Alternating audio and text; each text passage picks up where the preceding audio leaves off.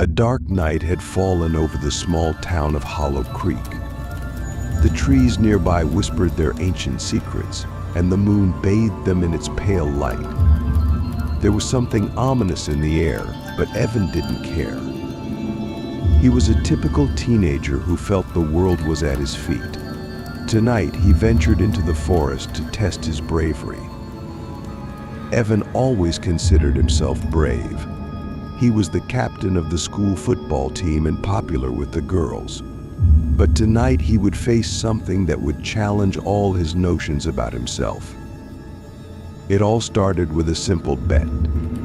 In the evening, sitting by the campfire with friends, Evan heard Max, one of his best friends, tell a story about an old abandoned house in the forest. Rumor had it that the house was cursed, and no one dared to enter it after sunset. "Come on," Evan Max smirked. "You're not scared, right? Go there, check it out, and tell us what you find." Evan, of course, couldn't refuse. He wanted to prove to everyone that he was not only brave but also capable of overcoming any fear. Armed with only a flashlight, he headed into the forest.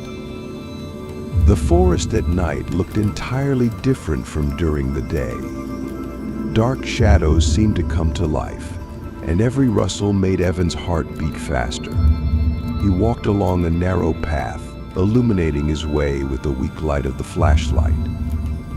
After some time, he saw what he was looking for: a dilapidated house standing in the center of a small clearing.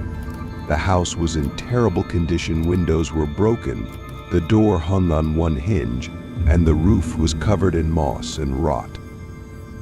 Evan took a deep breath and stepped toward the house. He opened the creaky door and entered. Inside, it was dark and cold. Evan turned on his flashlight and began to explore the room. Old newspapers and trash littered the floor, and the walls showed signs of time and neglect. He moved deeper into the house, trying to find something interesting that would prove his bravery. In one of the rooms, he saw an old staircase leading to the attic. Climbing up, he found himself in a small room filled with old boxes and dusty furniture. But the strangest thing was an old chest in the corner of the room. Evan approached it and, without thinking, opened the lid. Inside the chest were old books, strange artifacts, and something that made Evan's heart stop. It was an old doll that looked almost lifelike. She was dressed in a white dress, and her face was cracked. But the most terrifying part was that the doll's eyes seemed alive and were staring directly at Evan. Suddenly, the room was filled with a cold wind, and Evan felt something invisible touch his shoulder. He turned sharply but saw no one. He decided it was time to leave and quickly headed for the exit. But when he stepped outside, he realized the forest had changed. The trees were denser, the path had disappeared, and the silence was unbearable. He tried to retrace his steps, but the forest seemed to be pulling him deeper in. Evan walked through the forest, feeling his fear growing stronger. He realized he was lost. The flashlight began to flicker and soon went out entirely. Darkness enveloped him, and he heard rustling all around. It seemed the forest had come to life and was reaching for him with its invisible hands. He continued walking blindly until he stumbled upon an old well. The well looked ancient, with moss-covered stones and a half-open iron cover. Evan peered inside and saw dark water at the bottom. Suddenly, he heard a faint crying coming from deep within the well. He couldn't believe his ears, but the sound grew louder and clearer. Evan realized that someone was down there. Summoning all his courage, he called out, "Hey, who's there?" The only response was the echo of the crying. Evan felt cold sweat running down his back. He stood by the well, not knowing what to do. Suddenly, someone grabbed his hand. Evan turned and saw a figure in a white dress. It was a girl, but her face was distorted with pain and fear. She whispered, "Help me. They're coming for me." Evan didn't have time to ask who they were because the girl vanished as suddenly as she had appeared. The forest filled with rustling again, and Evan felt that someone was watching him. He ran, not caring about the path, trying to get as far away from the well and whatever was there as possible. His heart pounded in his chest, and his thoughts were a jumbled mess. He didn't know what it was, a ghost, a hallucination, or something else. Soon he stumbled upon an old cabin he hadn't seen before. The cabin looked abandoned, but a faint light shone from inside. Evan approached and peeked through the window. Inside, he saw an old man sitting at a table, writing something. Candles were placed around him, illuminating the room with a dim light. Evan knocked on the door. The old man lifted his head and said, "Come in, if you dare." Evan opened the door and stepped inside. It was warm, and the air was filled with the scent of herbs. The old man looked at him with a piercing gaze. "I saw a girl," Evan began, trying to explain his experiences. "She asked me to help her." The old man nodded. "You found something you shouldn't have. That doll is not just a toy. It belonged to a girl who lived here many years ago. Her name was Lily." Evan sat down opposite the old man and listened to his story. Lily was the daughter of a local forester, and one day she disappeared. It was said she drowned in the well, but no one ever found her body. After her disappearance, strange things started happening. People claimed to see her ghost, and anyone who found her doll soon vanished. "What should I do?" Evan asked, feeling the fear gripping him again. "You must return the doll to where you found it.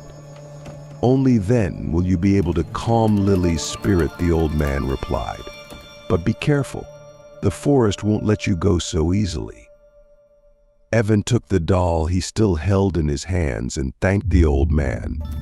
He knew he had a tough task ahead, but he had no choice. He had to finish what he started. He returned to the old house, holding the doll tightly. The forest was dark and full of secrets, but Evan walked confidently despite his fear. He felt that someone or something was watching him. When he finally reached the house, he climbed up to the attic and placed the doll back in the chest. At the moment he closed the lid, the house filled with a hum, and the air grew heavy. Evan heard Lily's voice whispering words of gratitude. But his trials weren't over yet. The forest was ready to release him, but only if he proved his bravery to the end. He had to return to his friends and tell them his story. When he left the house, the forest no longer seemed so frightening. The path reappeared, and Evan, feeling guided by spirits, headed for the forest's edge. Along the way, he encountered only the shadows of trees and the rustling of nocturnal animals. He returned to the camp, where his friends were still gathered around the fire, discussing something animatedly. Seeing him, they jumped to their feet.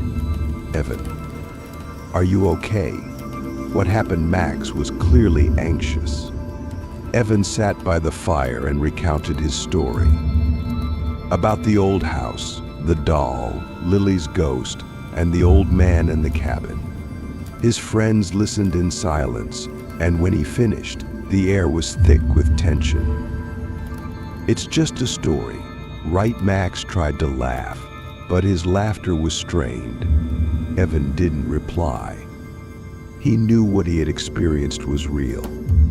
And although he had returned the doll and calmed Lily's spirit, he understood that the forest held many more secrets best left undisturbed. A few days passed, and life in Hollow Creek returned to its usual rhythm.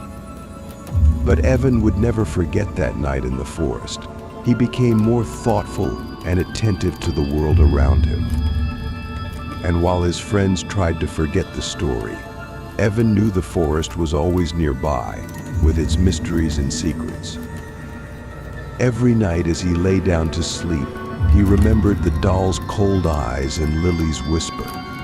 It seemed to him that the forest was still watching him, ready to invite him back into its dark embrace at any moment. And although Evan tried to avoid the forest, he knew that one day he would have to face its shadow again. For some secrets never release those who once uncovered them. The end. Evan continued to live in Hollow Creek, but his heart was always on guard. The forest was near, and in its dark depths lay secrets best left undisturbed. But someday, perhaps, someone else would find the old house and the chest with the doll. And then the story would repeat itself, because the forest never forgets those who dared to step onto its territory. So it will be, as long as Hollow Creek exists, and the forest will keep its secrets, drawing in new adventurers ready to test their bravery and discover what lurks in the darkness.